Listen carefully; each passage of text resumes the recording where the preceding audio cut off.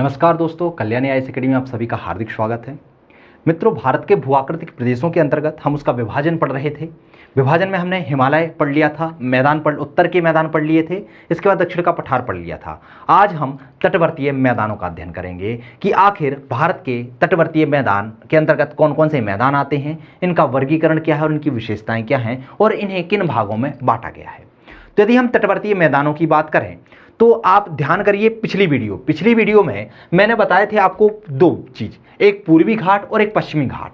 तो यहां पर मैंने बताया था जो घाट था उसे कहा गया था पश्चिमी घाट, और इस तरफ उड़ीसा से लेकर नीलगिरी की पहाड़ियों तक जो क्षेत्र था उसे कहा गया था पूर्वी घाट। तो इस तरफ था पूर्वी घाट और इस तरफ था पश्चिमी घाट। पूर्वी घाट और पश्चिमी घाट, इन घाटों से और समुद्रों के बीच में कुछ मैदानों का निर्माण हुआ है, उन्हें कहा जाता है तटवर्तीय मैदान, अर्थात तटों के पास में निर्मित मैदान। जो ये मैदान हैं वह समुद्र से और इन पठारों से लगे हुए हैं और इन्हें भी दो नामों से जाना जाता है। एक नाम है पश्चिमी तटवर्ती मैदान और एक नाम है पूर्वी तटवर्ती मैदान। तो तटीय मैदानों का विस्तार भारत के प्रायद्वीपीय पर्वत श्रेणी तथा समुद्र के मध्य हुआ है, मैंने अभी बताया। इनके निर्माण में समुद्री निक्षेप तथा नदियों के निक्षेप दोनों का योगदान होता है, क्योंकि पश्चिमी घाट और पूर्वी घाट, पश्चिमी घाट से कुछ नदियां ऐसे निकली हुई हैं जो पूरब की ओर जा रही हैं, कुछ नदियां पश्चिम की ओर जाती हैं। तो इन नदियों के द्वारा जो निक्षेप लाए जाते हैं, जो जलोढ़ लाया जाता है, उन जलोढ़ों के निक्षेप से इन मैदानों का निर्माण होता है। साथ ही साथ ज्वार और भाटा, एक आपने शब्द सुना होगा और एक आपने सुनामी शब्द सुना होगा। तो ज्वार भाटा के द्वारा भी और कभी कभी सुनामी के द्वारा भी कुछ मलबा होता है जो समुद्र के द्वारा किनारों पर लाया जाता है। तो जब वह मलबा किनारों पर निक्षेप कर दिया जाता है तो उससे भी मैदानों का निर्माण होता है। अर्थात जो पश्चिमी तटवर्ती मैदान है और पूर्वी तटवर्ती मैदान है, इनका जो निर्माण है वो किससे हुआ है? वह नदियों के निक्षेप से, साथ ही साथ समुद्रों के निक्षेप से हुआ है। इन्हें दो भागों में बांटा गया है, एक पश्चिमी तटवर्ती मैदान, पूर्वी तटवर्ती मैदान। यहां पे मैं बता दूं कि इन्हें भी कुछ भागों में बांटा गया है। जब हम पश्चिमी तटवर्ती मैदान की बात करते हैं तो यहां गुजरात से लेकर दमन दीव तक एक तट है जिसे कहा जाता है गुजरात का या काठियावाड़ का मैदान। क्या कहा जाता है? गुजरात का तट या काठियावाड़ का तट। दमन व दीव से गोवा तक एक क्षेत्र है जिसे कहा जाता है कोंकण का तट। क्या कहा जाता है? कोंकण का तट। यहां से लेकर, गोवा से लेकर कन्नड़ तक, मंगलोर तक एक तट है जिसे कहा जाता है कन्नड़ का तट या कन्नड़ का तटीय मैदान। मंगलोर से लेकर कन्याकुमारी तक एक तट है जिसे कहा जाता है मालाबार का तट। क्या कहा जाता है? मालाबार का तट। अर्थात ये जो पश्चिमी तट है, पश्चिमी तट को भी कुछ भागों में बांटा गया है, जिसमें गुजरात या काठियावाड़ का तट आता है, कोंकण का तट आता है, कन्नड़ का तट आता है और मालाबार का तट आता है। उसी तरीके से यदि हम पूर्व की बात करें, पूर्वी तट की बात करें, तो इसे भी तीन भागों में बांटा जाता है। उड़ीसा से यदि हम गोदावरी नदी तक देखें तो यहां पर एक तट है जिसे कहा जाता है उत्तरीय सरकार का मैदान। गोदावरी से लेके कृष्णा डेल्टा तक का एक क्षेत्र है जिसे कहा जाता है गोलकुंडा का तट। कृष्णा डेल्टा से लेकर यहां कन्याकुमारी तक एक तट है जिसे कहा जाता है कोरोमंडल का तट। क्या कहा जाता है? कोरोमंडल का तट। चलिए हम इन तटों को विस्तार से समझते हैं। पहले हम देखते हैं पश्चिमी तटीय मैदान को।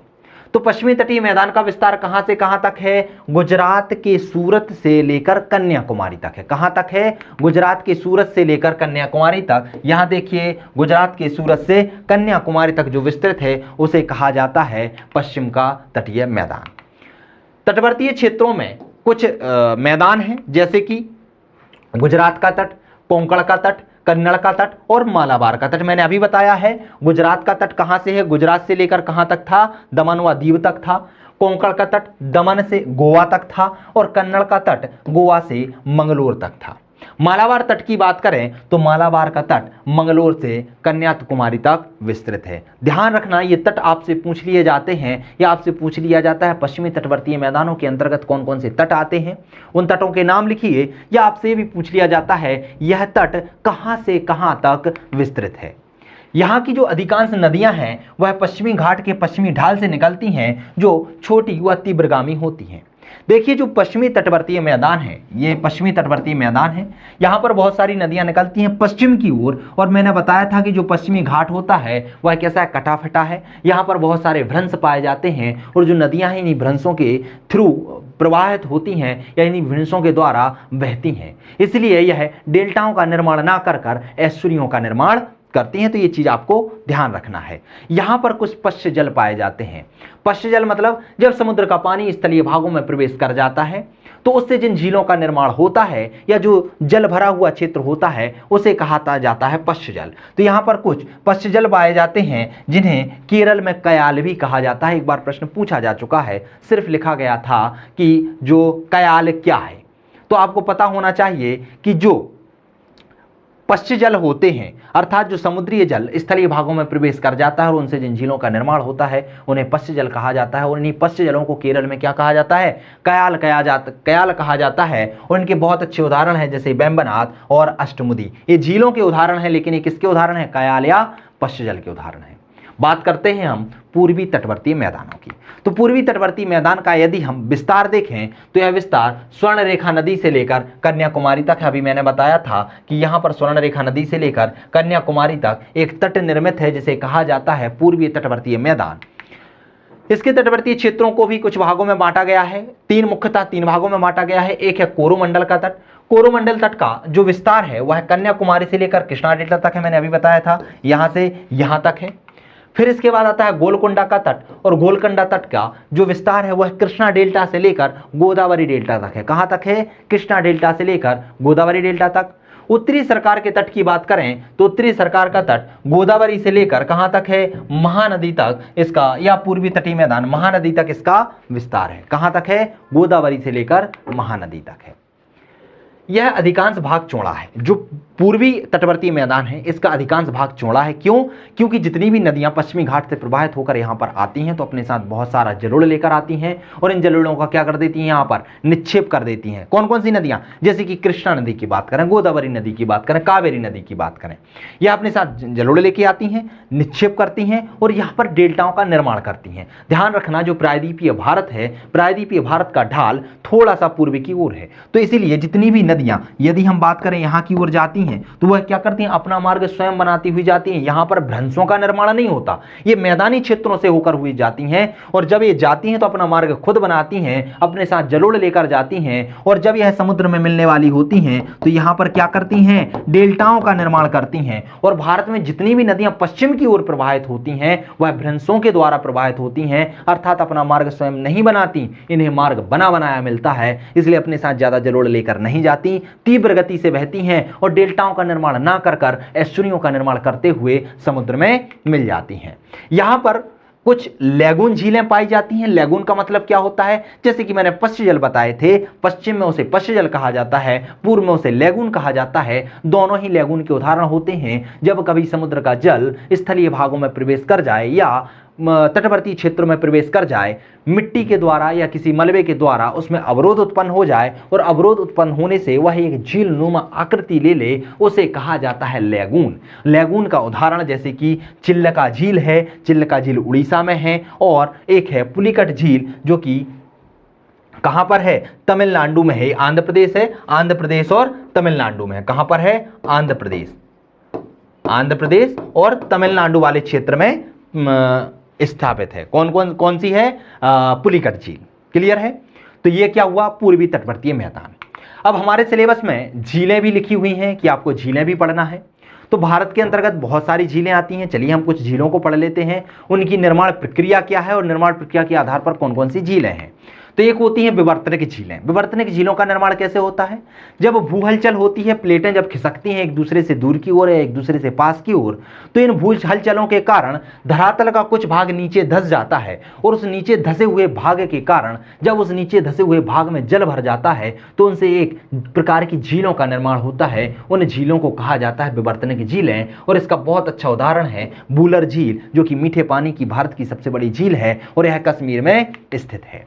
दूसरी झील है लैगून झील। लैगून झील क्या होती हैं, जब तटीय समुद्र जल का कुछ भाग बालू, चट्टान या प्रवाल के द्वारा मुख्य भूमि से अलग हो जाता है और झीलनुमा आकृति बना लेता है, तो इस तरीके से जो निर्मित झीलें होती हैं उन्हें लैगून झील कहते हैं। समझा देता हूं कैसे। मान लीजिए ये भारत का दक्षिण पश्चिम पूर्वी तट है, यहां पर जब समुद्र का जल इसमें प्रवेश कर जाए और इस तरीके से यहाँ पर जल भर जाए और यहाँ पर कुछ प्रवाल जन्म ले लें या फिर यहाँ पर कुछ मलबा जम जाए और मलबा जम जाने के कारण ये जो जल स्थलीय भाग में भर गया है यह वापस ना लौट पाए और इसके कारण यहाँ पर एक झील बन जाए, तो इस झील को क्या कहा जाता है? लैगून झील कहा जाता है। और यदि हम इसके उदाहरण की बात करें, लैगून झील के उदाहरण की बात करें, तो मैंने अभी आपको कुछ पश्च जल के उदाहरण बताए थे, कुछ लैगून झील के उदाहरण बताए थे, जैसे कि चिल्का उड़ीसा में, पुलिकट आंध्र प्रदेश और तमिलनाडु में, बेम्बनाद केरल में और अष्टमुदी केरल में। अष्टमुदी और बेम्बनाद किसके थे? पश्च जल या कयाल के उदाहरण थे, आपको ध्यान रखना है, और ये सभी लैगून के अंतर्गत आते हैं। हिमानी निर्मित झीलों की बात करते हैं, तो जो हिम के द्वारा निर्मित झीलें होती हैं, जब हिम की बहुत बड़ी बड़ी चट्टानें आगे की ओर बढ़ती हैं तो अपने साथ क्या गोलाश्म भी लेके चलती हैं, हिमोड़ भी लेके चलती हैं, और उनके द्वारा, उनके अपर्दन के द्वारा कुछ झीलों का निर्माण हो जाता है। उन झीलों को क्या कहा जाता है? हिमानी निर्मित झीलें कहा जाता है, जैसे कि नैनीताल और राकसताल। ये जो झीलें हैं, यह झीलें क्या हैं? किसके उदाहरण? हिमानी निर्मित झीलों के उदाहरण हैं। एक झील आती है क्रेटर निर्मित झील। क्रेटर क्या होता है मैं आपको पहले बता चुका हूं, एक बार और बता देता हूं कि जो ज्वालामुखी का मुख होता है ना, पृथ्वी के अंदर लावा होता है, मैग्मा होता है, तो जब ये तरल पिघला हुआ मैग्मा भू सतह पर आता है तो किन्हीं दरारों के माध्यम से आता है और ये विस्फोट के द्वारा बाहर निकलता है। तो जैसे ही विस्फोट होता है और जहां से होता है उसे कहा जाता है ज्वालामुखी का मुख। और जो ज्वालामुखी का मुख होता है उसकी आकृति शंकुनुमा होती है और इसी को कहा जाता है क्रेटर। जहां से लावा निकलता है उसे क्या कहा जाता है? क्रेटर कहा जाता है।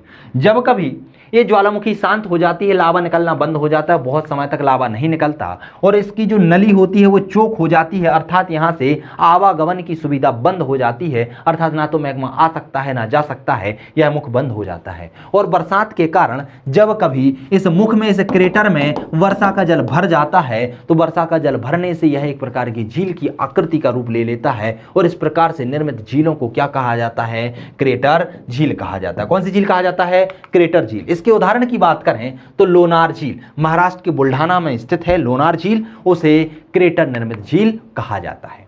कुछ झीलें होती हैं जिनका निर्माण वायु के द्वारा होता है। वायु के द्वारा कैसे होता है? देखिए, रेगिस्तान वाला क्षेत्र होता है, वहां पर पवनें चलती हैं। क्या चलती हैं? पवनें चलती हैं। जब हवा क्षैतिज दिशा में बहुत तीव्र गति से चलती है तो उसे पवनें कहते हैं। जब ये पवन तीव्र गति से चलती है तो रेत के छोटे छोटे कणों को अपने साथ लेकर चलती है और जब कहीं किसी स्थान से यह रेत के कणों को अपने साथ उठा के ले जाती है तो जब वहां से ले जाती है तो वहां पर कुछ इस तरीके के गर्त बन जाते हैं, इस तरीके के गड्ढे बन जाते हैं। और जब कभी वर्षा होती है और वर्षा के द्वारा इन गड्ढों में जल भर जाता है और जल भर जाने के कारण एक अस्थायी प्रकार की झील का जन्म होता है, एक अस्थायी प्रकार की झील बन जाती है। उन्हीं झीलों को प्लाया या वायु निर्मित झील कहा जाता है। ध्यान रखना, ये झीलें अस्थायी होती हैं। अस्थायी क्यों कहा जाता है? क्योंकि इन झीलों में वर्षा का जल होता है, लेकिन जब कभी गर्मी आती है, रेगिस्तान का क्षेत्र है, यहाँ की वायु में ह्यूमिडिटी की कमी होती है और जैसे ही वो यहाँ से गुजरती हैं तो इन झीलों का पानी को अवशोषित कर लेती हैं और ये झीलें सूख जाती हैं। सूख जाने के बाद क्लियर नहीं है कि ये झील यहीं पर बनेगी। क्यों? क्योंकि पवनें तो लगातार चल रही हैं, वह रेत को उठा रही हैं, कभी आके यहाँ पर टीला बना देती हैं और ये झील कहीं और बन जाती है। इसलिए इन्हें क्या कहा जाता है? अस्थायी झील कहा जाता है। यदि इनके उदाहरण की बात करें तो राजस्थान के अंतर्गत जितनी भी झीलें आती हैं वो किसके अंतर्गत आती हैं? प्लाया के अंतर्गत आती हैं, जैसे कि सामर झील, डींडवाना झील या लुनकरनसर झील। ये सारी झीलें किसका उदाहरण है? प्लाया का उदाहरण है या पवन या वायु द्वारा निर्मित झीलों के उदाहरण है। कुछ झीलें होती हैं जिन्हें डेल्टाई झील कहा जाता है। डेल्टा प्रदेशों में कई प्रकार की वितरिकाओं के मध्य छोटी जो बड़ी झीलों का निर्माण होता है जो कि सामान्यतः मीठे पानी के स्रोत होते हैं, वो क्या होती हैं? डेल्टाई झील होती हैं। डेल्टाई झीलों का निर्माण कैसे होता है? देखिए, जब नदियां समुद्र में मिलने के लिए जाती हैं और जब वो मिलने वाली होती हैं तो उनकी गति बहुत धीमी हो जाती है। जब इनकी गति बहुत धीमी हो जाती है तो यह बहुत सारी वितरिकाओं में बंट जाती हैं। वितरिकाओं में बंटने के कारण यहाँ बीच बीच में ये वितरिकाएं जब मिल जाती हैं तो यहाँ पर कुछ झीलों का निर्माण हो जाता है। चूंकि ये नदियों के द्वारा लाई गई हैं और नदियों का पानी हमेशा मीठा होता है। अब मन में एक प्रश्न आता होगा कि नदियों का पानी हमेशा ही मीठा क्यों होता है, खारा क्यों नहीं होता? तो दोस्तों, मैं आपको बता देता हूं कि नदियों में जो जल आता है वह 3 माध्यम से आता है। कितने माध्यमों से आता है? 3 माध्यमों से आता है। या तो वर्षा का जल होगा इसमें, और वर्षा का जल कैसा होता है? मीठा होता है। क्यों? क्योंकि जब धरती का पानी वाष्पित होता है तो उसमें जितने भी लवण और खनिज तत्व होते हैं वो पृथ्वी पर ही रह जाते हैं, सिर्फ शुद्ध जल ऊपर जाता है। तो जो शुद्ध जल होता है वो कैसा होता है? मीठा होता है। जब ऊपर जाता है संघनन की क्रिया होती है, संघनन की क्रिया के स्वरूप जो जलवाष्प होता है वह बूंद का रूप लेता है, और जब बूंद का रूप भारी हो जाता है तो वो नीचे आने लगता है। तो एक तो वर्षा के द्वारा नदियों में जल आता है तो इसलिए वो मीठा रहता है। दूसरा, जो पर्वतीय क्षेत्रों से नदियां निकलती हैं, जैसे कि हिमालय क्षेत्र से गंगा और यमुना निकल रही हैं, तो यहां पर इन नदियों में जो जल आता है गर्मी के टाइम पे, गर्मी के समय पर, तो वह बर्फ के पिघलने से आता है, और जो बर्फ होती है वह भी मीठे पानी की स्रोत होती है, क्योंकि उसमें खनिज और लवण तत्व नहीं पाए जाते हैं, तो वो भी क्या होता है? मीठा पानी होता है। और तीसरा स्रोत होता है भूगर्भ से निकलने वाला जल, और भूगर्भ से भी जो भी जल निकलता है वो भी कैसा होता है? मीठा होता है। इसलिए नदियों में जो पानी पाया जाता है मीठा पाया जाता है, और नदियों के द्वारा जो झीलें निर्मित होती हैं जैसे कि डेल्टाई झील, उनमें भी पानी कैसा पाया जाता है? मीठा पाया जाता है। इसका उदाहरण की बात करें तो यहां पर है कोल्लेरू झील, कृष्णा और गोदावरी डेल्टा के क्षेत्र में निर्मित है। दोस्तों, तो ये हमारी हुई झीलें, और हमने इस लेक्चर के अंतर्गत किया तटवर्तीय मैदानों का अध्ययन। अगले लेक्चर के अंतर्गत हम भू आकृतिक जो विभाजन हमारे भारत का चल रहा है उसका अंतिम वाला पार्ट पढ़ेंगे, 5वां पार्ट पढ़ेंगे, जिसमें हम इसके द्वीप समूह का अध्ययन करेंगे। द्वीप समूह के साथ ही साथ एक आपके सिलेबस में नई चीज हिमोड़ शब्द जोड़ दिया गया है, तो हम हिमोड़ों का भी अध्ययन करेंगे, या हिम क्षेत्रों को जोड़ा गया है उन हिम क्षेत्रों का भी अध्ययन करेंगे। मिलते हैं अगले वीडियो में अगले लेक्चर के साथ, जिसमें हम इसके 5वें पार्ट का अध्ययन करेंगे। चलिए मिलते हैं, नमस्कार।